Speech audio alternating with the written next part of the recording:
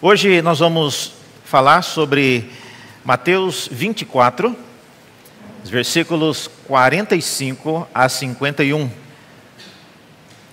Se você está nos visitando hoje e não sabe por que nós não projetamos o texto bíblico na hora da mensagem, é exatamente para que voltemos os nossos olhos para a Escritura. Do contrário, não precisaríamos nem trazer a Bíblia na igreja, né? Que tudo a projeta ali no telão. Então, tem algum momento que a gente tem que usar a nossa própria Bíblia. E esse é o momento adequado. Então, Mateus 24, versículos 45 a 51.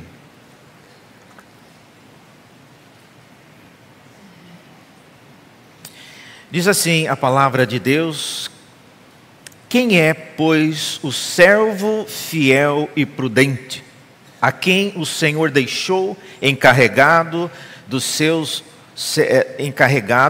dos demais servos, para lhes dar o sustento a seu tempo? Bem-aventurado aquele servo a quem o seu Senhor, quando vier, achar fazendo assim. Em verdade lhes digo que lhe confiará todos os seus bens. Mas o que acontecerá se aquele servo, sendo mau, disser consigo mesmo: o meu senhor demora para vir, e começar a espancar os seus companheiros e a comer e beber com os bêbados? Virá o senhor daquele servo em dia que não o espera e em hora que não sabe, e irá aplicar-lhe um castigo severo, condenando-o com os hipócritas. Ali haverá choro e ranger de dentes. Até aqui a palavra de Deus. Vamos orar mais uma vez. Senhor, abra nossos olhos, ó Pai, e ajuda-nos a entender a Tua palavra.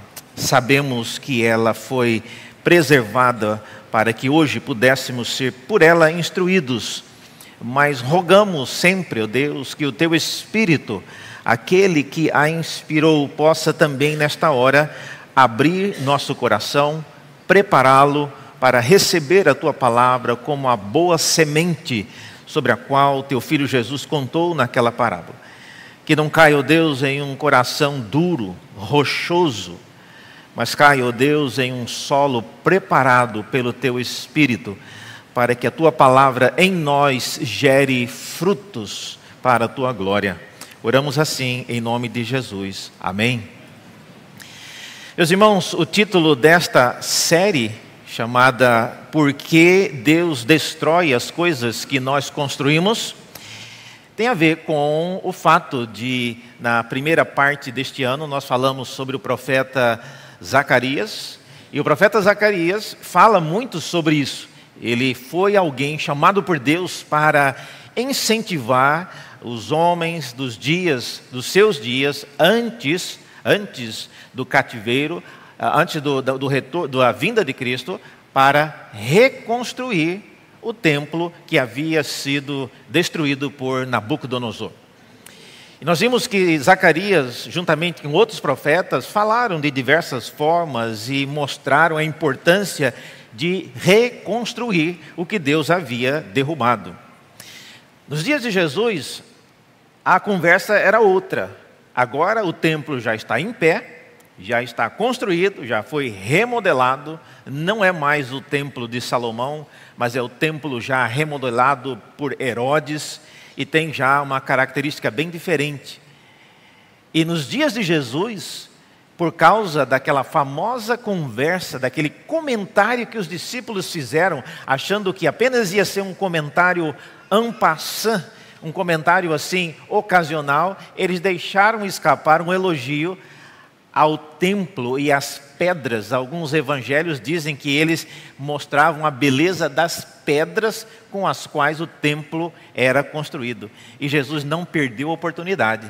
Vocês estão achando as pedras bonitas? Eu vou dizer uma coisa: não vai ficar uma pedra sobre pedra desse templo que vocês estão vendo, e que vocês estão elogiando e se gabando por ter. E por causa disso, então, os discípulos ficaram extremamente preocupados e também perguntaram, mas quando essas coisas vão acontecer? E aí veio então o famoso capítulo 24 de Mateus, que é chamado o sermão profético, porque nele Jesus fala não só quando, mas fala também como essas coisas acontecerão. Então foi uma longa resposta, eles não esperavam que receberiam tanta informação sobre isso. E chegando agora no final desse capítulo 24, parece que Jesus vai não apenas falar, mas agora ele vai preparar os seus discípulos para como estar prontos para o dia em que ele voltar. Então, essa é a pergunta que nos seguirá hoje pela manhã, e que certamente é o que Jesus está fazendo. E o ponto dele não é que você deve ficar esperando, né? E como nós vimos em ocasiões atrás, em outras mensagens, Jesus virá num dia em que ninguém está preparado, ninguém está esperando. E eu comentei isso em outras mensagens, que isso não é uma maldade da parte de Deus. Por que ele vai vir? Ele vai esperar todo mundo estar desatento, olhando para o lado, aí ele vai aparecer. Bom, se ele quisesse realmente nos levar com ele, eu até mencionei em outras mensagens, ele podia fazer um grande sinal, fazer um terremoto que abalasse os 5 continentes, todo mundo ficaria sobressaltados, então ele apareceria nos céus, e aí seria uma coisa maravilhosa. Então por que ele vai vir num dia e numa hora que ninguém está esperando? Isso não é maldade. Nós falamos que a ênfase é não de que alguém vai passar e não vai ver. A Bíblia diz que todo olho verá. O momento que ninguém está esperando tem a ver com a preparação. E é isso que então o texto nos mostra. E a parábola que nós acabamos de ler, a parábola do servo fiel e do servo mau, como é mencionado aqui, exatamente porque ela menciona, vocês viram que o texto nessa parábola fala, né, que virá o Senhor daquele servo em dia que não se espera e em hora que não se sabe. Então isso mostra que Jesus está, sim, falando ainda da sua segunda vinda. Então, se é esse o caso, a nossa pergunta hoje para esta manhã é essa: como a parábola nos ensina a estar preparados para o retorno do Senhor. É isso que Jesus quer nos ensinar. Ele está contando a parábola visando ensinar-nos essas coisas. E a pergunta é como? Como que essa parábola nos ensina a estar preparados para o retorno do Senhor?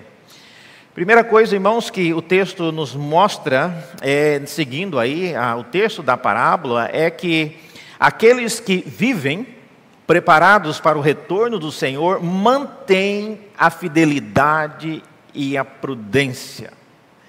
Vocês viram aí no início, a pergunta que Jesus lança, já caminhando para o final, ele faz essa pergunta do nada. Quem é, pois, o servo fiel e prudente a quem o Senhor deixou encarregado? Então veja, ele não está perguntando para os discípulos: quem de vocês, meus discípulos, são pessoas fiéis e prudentes? Não, ele está lançando uma parábola para explicar algumas coisas. E a pergunta de Jesus, então, desafia os discípulos a preservar virtudes que são importantes naqueles que esperarão o Senhor de forma correta.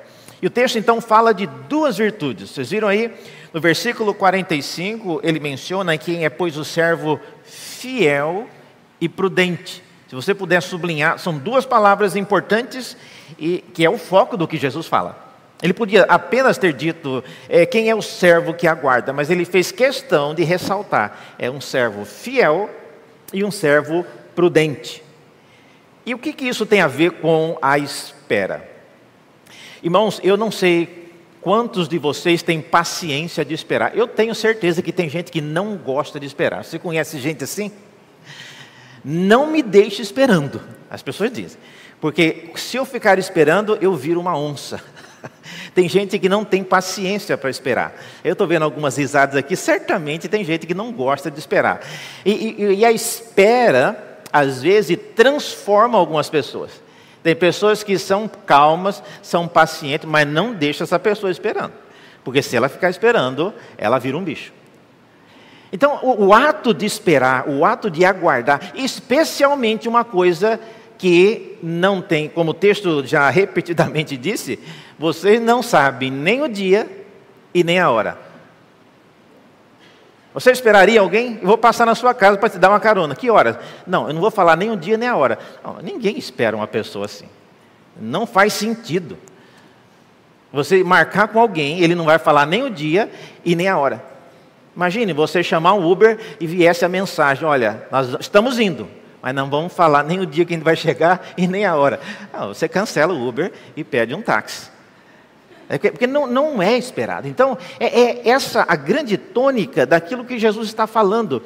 Ele está sendo enfático, repetitivo, de que vocês não sabem. E não adianta perguntar, não adianta investigar, não tem como descobrir. E ele mesmo disse que, a esse respeito, nem mesmo eu sei o dia em que o Senhor retornará. É só o Pai que sabe disso. Então, quais são, então... qual é o propósito de Jesus ter falado que o servo ele é fiel e prudente? Primeira coisa, então, a fidelidade do servo aqui não é a fidelidade à palavra de Deus, à doutrina, não. Lembre-se de que o servo aqui é uma parábola. Então, a fidelidade a que ele se refere tem a ver, em primeiro lugar, com manter o foco na missão que lhe foi dada. Isso na parábola. Veja que o não abandonar a missão é algo que, com o tempo, como a gente diz, vai se tornando algo difícil de manter. Então, na parábola, vocês viram aí que um dos servos, parece que ele surtou. Do nada ele começou a espancar os seus companheiros. Gente, bom, quem tem, às vezes, criança pequena, e se criança tiver que esperar num carro, olha, começa realmente como eu disse, as pessoas mudam o comportamento à medida em que a espera vai aumentando. Então, um desses servos, como diz o texto, que é chamado do servo mau, ele perde as estribeiras. Então, ser fiel, Jesus, quando ele fala isso, ele está dizendo que é alguém que consegue manter a fidelidade àquilo para que ele foi designado. E nesse caso, a missão aqui do servo ele estava encarregado dos demais servos. Essa era a missão. E quando ele voltar, quando o Senhor voltar, ele quer vê-lo ainda encarregado daquela missão. Nós, irmãos, que somos bastante, às vezes alguns mais do que outros, como eu disse, ansiosos, é difícil você esperar alguém, é difícil você aguardar alguém. Então essa é a primeira característica, manter-se na missão que lhe foi dada. Jesus disse, na parábola dele, o servo ficou encarregado, dos demais servos, e é esperado que quando o senhor dele retornasse, ele estivesse ainda encarregado daquilo.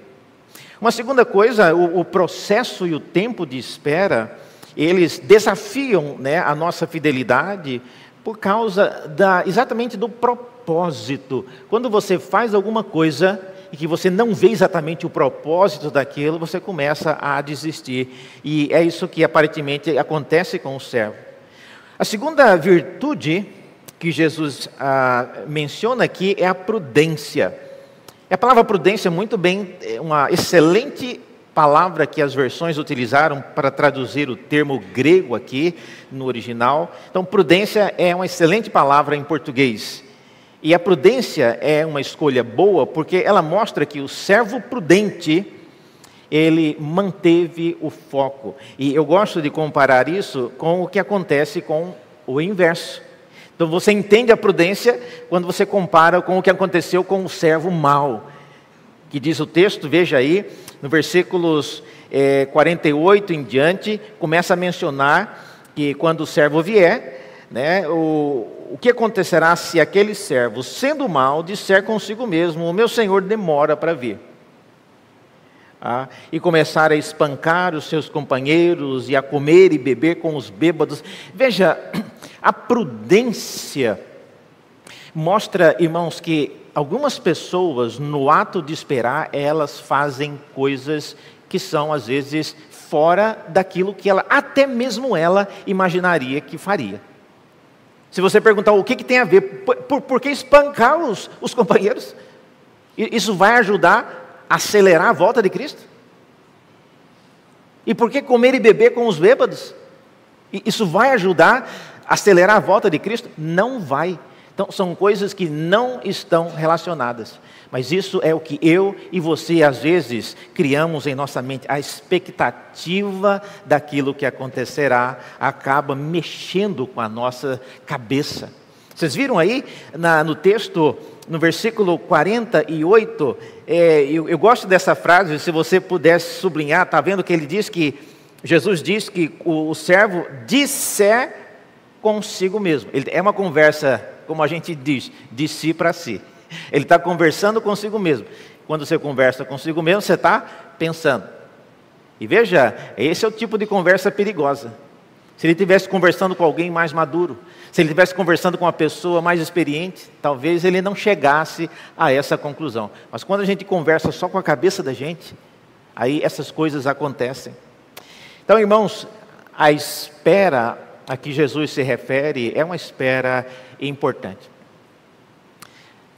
O famoso pregador chamado George Whitefield, ele contava uma história, eu gosto dessa história que ele contava, que é de uma pessoa, na história dele, o Senhor teria dito a ele que ele deveria, perguntado como ele serviria ao Senhor, o Senhor teria dito a ele, segundo Whitefield, isso é uma história, de que ele deveria então empurrar uma grande rocha que o Senhor lhe apontou. Está vendo aquela rocha? Então, empurre aquela rocha e você então estará me servindo. E aquele homem prontamente tirou a roupa, tirou o casaco e começou a empurrar aquela rocha. Mas depois de alguns minutos ele percebeu que a rocha não ia para lugar nenhum. E ele esfolava o peito naquela rocha, tentando com todo o empenho criar algum movimento que fosse naquela rocha. Nada. E aí o que era apenas um gesto de obediência se tornou um gesto de obstinação. Não, agora nem que eu vire o peito cheio de sangue, mas eu vou mover nem que for 1 centímetro dessa rocha, porque agora é uma questão de honra. E ele se empenhava contra aquela rocha, a rocha não saía do lugar. Ele voltou, deu uma olhada e olhou, gente, realmente, essa rocha é muito grande. Eu não tinha nem reparado o tamanho dela. Eu não dou conta de mexer isso aqui não. E aí, a obstinação se tornou em ira, se tornou em vingança, se tornou em várias coisas negativas. E na história de Whitefield, o Senhor voltou a ele e ele prontamente indagou o Senhor sobre a inutilidade de fazer aquilo. E o Senhor disse àquele servo: alguém falou alguma coisa de você empurrar a rocha para algum lugar? Eu disse para você empurrar contra ela. Olha só os seus músculos como estão preparados. Agora, o empurrar a rocha era só para preparar o seu músculo. A missão vem agora. Semelhantemente, irmãos, o ato de esperar algumas coisas acaba criando em nós expectativas falsas sobre aquilo que nós mesmos queremos fazer. Hoje pela manhã, o coral estava aqui ensaiando ainda para a cantata, e os nossos irmãos, seu Elcio e a dona Nair, receberam uma ligação lá do hospital. O filho deles parece estar nas últimas horas. Eles estavam aqui ensaiando. E os irmãos que juntamente conosco temos orado por eles, a gente não entende por que a demora. O que Deus está esperando? Então é difícil você esperar uma situação que você não sabe quando será a hora, quando será o dia e como as coisas acontecerão. Então veja, a espera, irmãos, a espera mexe com a nossa cabeça. E você é responsável pela sua cabeça. Não tem como você culpar Deus, não tem como você culpar os outros por aquilo que você faz por causa da espera. Tem gente que não sabe esperar, tem gente que peca quando espera. E esse pecado é responsabilidade sua. Você tem que, e é isso que Jesus fala: O servo, ele é fiel e ele é prudente. Ele é fiel porque ele se mantém na missão que lhe foi dada, e ele é prudente porque ele não perde a cabeça, ele não surta. Ele não sai espancando os outros companheiros e nem bebendo com bêbados e fazendo coisas inimagináveis e que não tem nada a ver com o retorno de Cristo. Então essa é a primeira lição que Jesus quer nos ensinar. Aqueles que vivem preparados para o retorno do Senhor, eles mantêm a fidelidade e a prudência. Segunda coisa que o texto menciona é que aqueles que vivem preparados para o retorno do Senhor estão ocupados com responsabilidades do reino. Eu acho interessante essa ênfase que Jesus dá ao servo que espera. E eu tenho aprendido muito com isso, irmãos, que esperar o retorno de Jesus não é simplesmente puxa uma cadeira, vamos pegar, igual que a gente vai ver o cometa passar, né? Puxa a cadeira, vamos pegar aquele pedacinho de vidro escuro e vamos ficar ali esperando o cometa passar. Não. Jesus, vocês se lembram quando Jesus, lá no livro de Atos, capítulo 1, versículos de 6 a 11, Jesus então fechando ali, encerrando a sua estadia aqui na terra, disse aos seus discípulos: vocês vão receber o Espírito sobre vocês, encherão de poder, vocês serão minhas testemunhas sobre toda a terra. E aí diz que uma nuvem cobriu e Jesus foi levado aos céus e eles ficaram plantados lá olhando para cima. O que aconteceu? Bom, Jesus não voltou para falar, porque ele já tinha cansado de falar para eles que não era para ficar esperando assim, plantados. Aí a Bíblia diz que 2 varões vieram dos céus e chegaram para ele e disseram: e vocês estão fazendo o quê olhando para cima? Vão, o que é que ele disse para vocês fazerem? Ficar plantados aqui? Vão, ide, pregar o Evangelho a todas as nações. A gente não tinha que esperar, sim, mas esperar não é esperar plantado, é esperar agindo. E é isso que o texto nos mostra, vocês viram aí? O servo, ele é colocado numa missão, ele é um instrumento de providência e provisão. Na parábola, ele foi encarregado de os demais servos para lhes dar o sustento a seu tempo.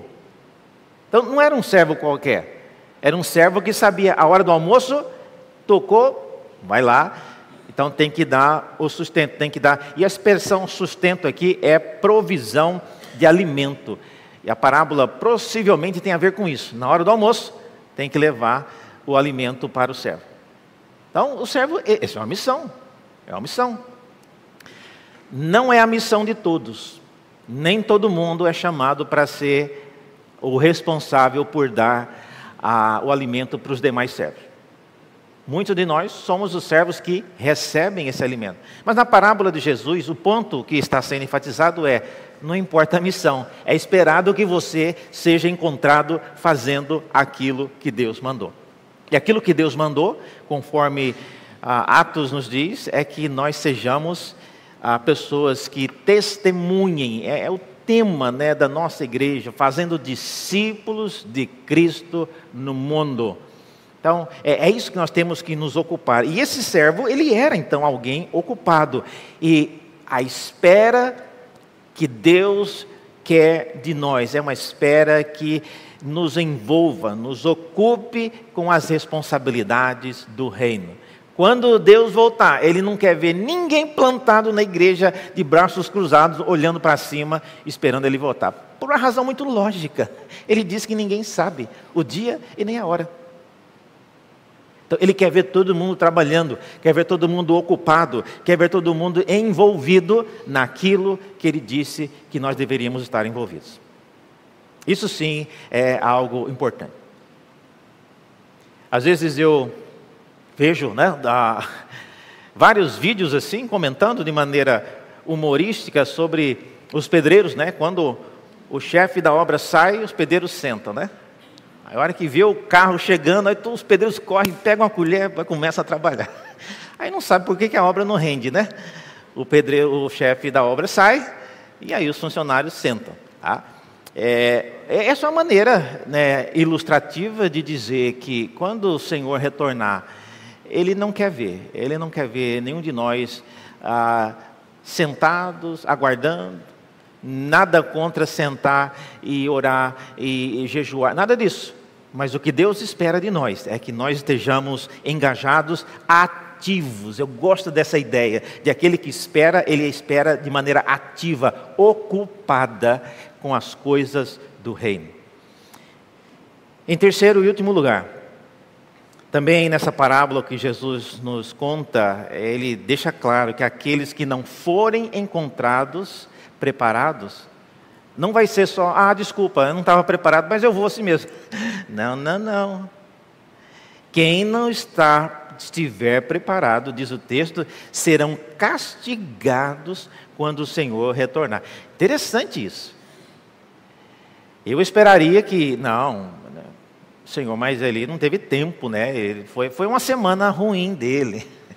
Não vamos julgar o pobre irmão por causa dele. Ele teve uma semana muito difícil.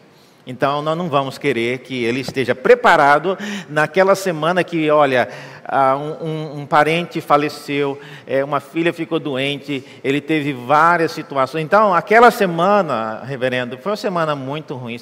E se Jesus escolher para voltar naquela semana, bom, aí, né, Jesus sabia, ele está vendo o que está acontecendo na nossa vida. Então, ele tem que escolher também uma semana boa para ele vir. Tem tanta coisa que a gente tem que fazer. No meio da viagem, paguei milhões para fazer uma viagem. No dia que eu vou iniciar a viagem, o senhor volta? Não, tem que esperar eu terminar essa viagem, né? Eu paguei tanto para isso. Irmãos, a ideia aqui que Jesus mostra é que o preparo não é o preparo de uma semana, de um dia ou de um mês. Nós estamos falando da vida da pessoa. O Senhor conhece a nossa vida e Ele sabe como nos preparamos. Diz o texto aí, a partir do versículo 50, diz que virá o Senhor daquele servo em dia que não o espera e em hora que não sabe.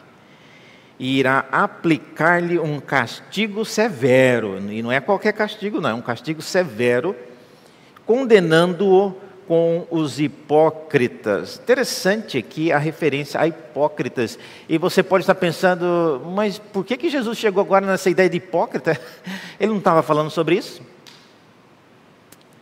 Se você colocar o dedo aí na sua página da sua Bíblia, volte um pouquinho no capítulo 23, que é no capítulo anterior desse capítulo 24, que Jesus começou a falar sobre a segunda vinda. Mas no capítulo 23...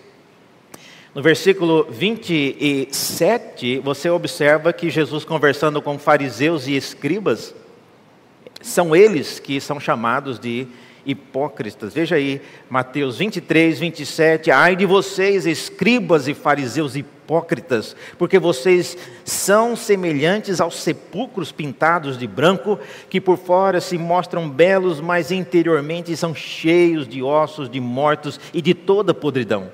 Assim também vocês, por fora, parecem justos aos olhos dos outros, mas por dentro estão cheios de hipocrisia e maldade. E veja, a maldade é também referida lá na parábola de Jesus. Então, Jesus estava conversando com essas pessoas quando os discípulos fizeram o famoso comentário, que pedra bonita, e aí veio então a resposta que é o sermão profético de Cristo. Então, certamente, quando Jesus diz aqui que serão castigados juntamente com os hipócritas, ele está se referindo na sequência com as pessoas que havia sido, né, o motivo, né, da conversa de Jesus, estavam ali dialogando com Cristo antes dos discípulos começarem a fazer isso. Então, haverá esse castigo severo. Essa expressão, haverá choro e ranger de dentes. Tá? Choro é uma expressão, né, de dor, de pesar por causa do castigo. Ranger de dentes é uma expressão de ira e indignação. Ranger o dente não é a mesma coisa que bater o dente quando está com frio.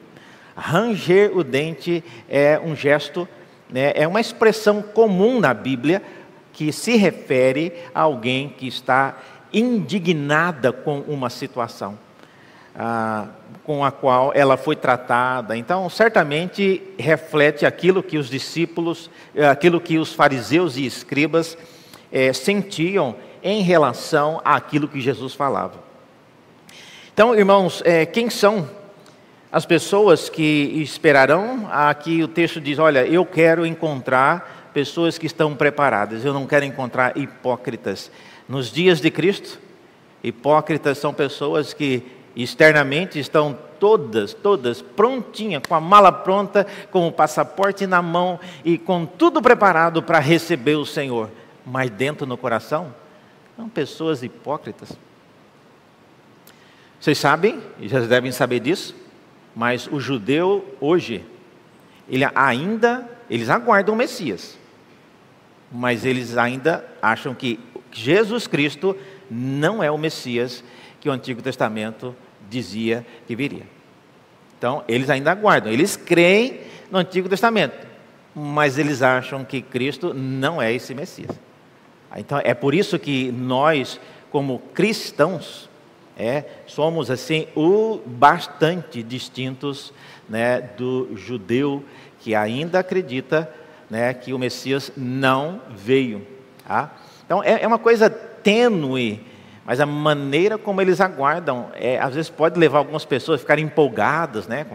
Tem candelabro, tem tanta coisa, templo de Salomão, tem tanta coisa bonita que nos empolgam, mas nós não podemos nos esquecer que nós aguardamos, como cantamos aqui, um Cristo que veio, que nasceu, que morreu e ressuscitou, e Ele virá a segunda vez.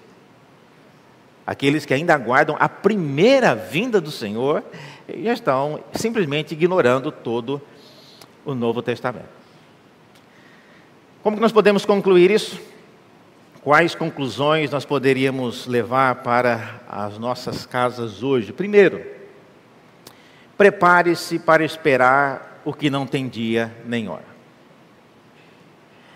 Reverendo, não tem como a gente preparar para isso. Pois então você vai ter que aprender. Prepare-se para esperar aquilo que não tem dia nem hora. É igual você que tem filha moça, né? Pode preparar que um dia vai aparecer o candidato. Alguns sugerem, né, que vai oferecer o primeiro candidato com o sacrifício agradável ao Senhor, né, de holocausto. Mas não tem como, irmãos. Vai acontecer um dia.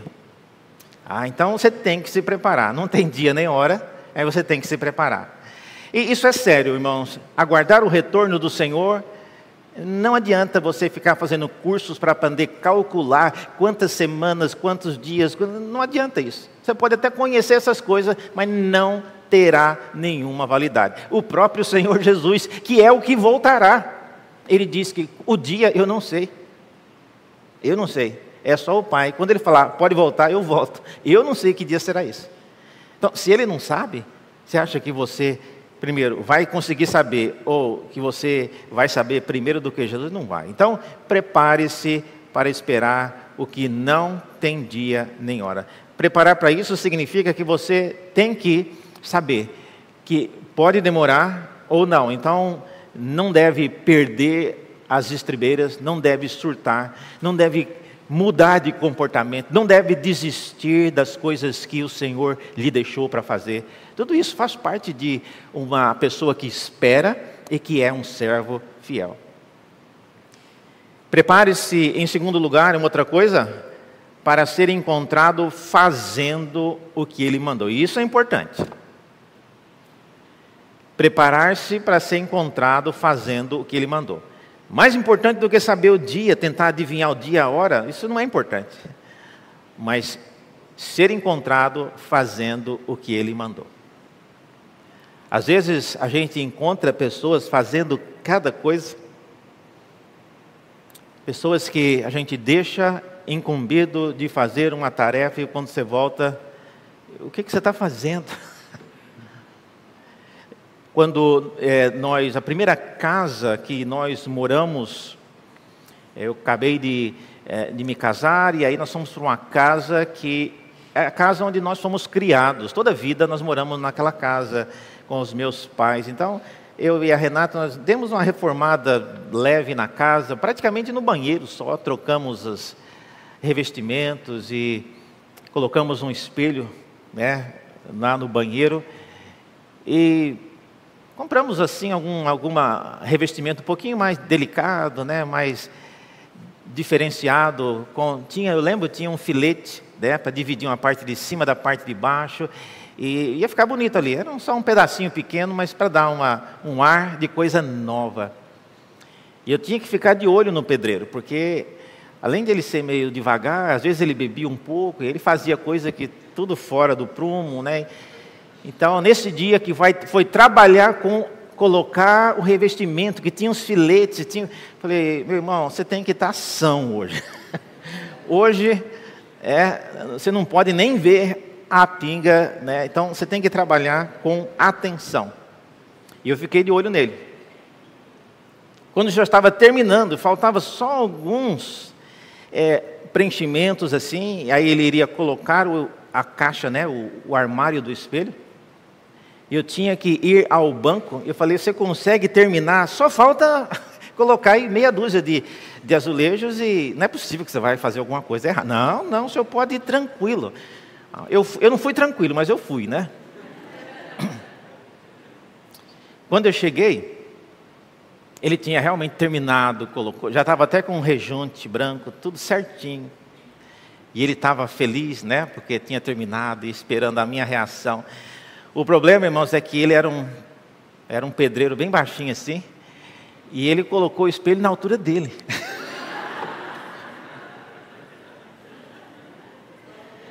E toda vez